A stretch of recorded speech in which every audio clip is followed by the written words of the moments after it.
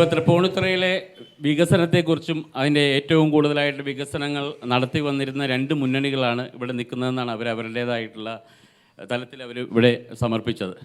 എന്തുകൊണ്ടാണ് തൃപ്പൂണിത്തുറയിൽ ഭൂരിഭാഗം സീറ്റുകളിലും ഏറ്റവും ആത്മാർത്ഥമായിട്ട് ഏറ്റവും കോൺഫിഡൻ്റായിട്ട് നിൽക്കുന്ന ഇടത് വലത് മുന്നണികൾ അവരുടെ ചിഹ്നത്തിൽ മത്സരിക്കാത്തത്? ഇത്രയും കോൺഫിഡൻ്റ് ആയിട്ട്, കാരണം എല്ലാ സ്ഥലങ്ങളിലും താമര ചിഹ്നത്തിൽ മത്സരിക്കാനുള്ള വളരെ ധാർമ്മികമായിട്ടുള്ള ആ ഒരു അവബോധത്തോടുകൂടി BJP നിൽക്കുമ്പോൾ തൃപ്പൂണിത്തുറയിൽ ഉടനീളം ശങ്കിൽ രണ്ട് മുന്നണികൾ മത്സരിക്കുന്ന വളരെ വിചിത്രമായ ചിത്രങ്ങളാണ് തൃപ്പൂണിത്തുറ കാണുന്നത്. അരിവാളും ചുറ്റികയൊന്നും കാണാനില്ല തൃപ്പൂണിത്തുറയിൽ. കൈപ്പത്തി കാണാത്ത സ്ഥലങ്ങളുണ്ട്.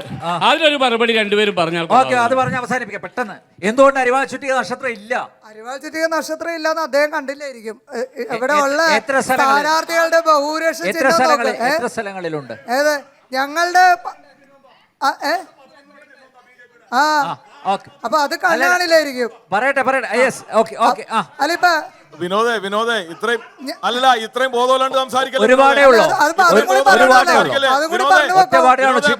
സംസാരിക്കല്ലേ. വിവരക്കേട്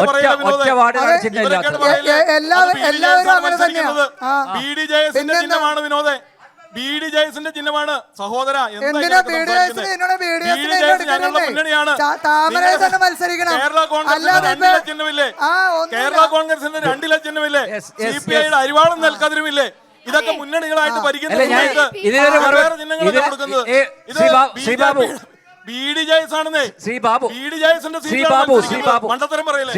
അരിവാൾ ചുറ്റിക ഒരു മറുപടി ഞാൻ പ്രതീക്ഷിക്കുന്നു. അരിവാൾ ചുറ്റിക ഇവിടെ മത്സരിക്കുന്ന 53 വാർഡുകളിൽ മത്സരിക്കുന്നവർ വളരെ വിരളമാണ്.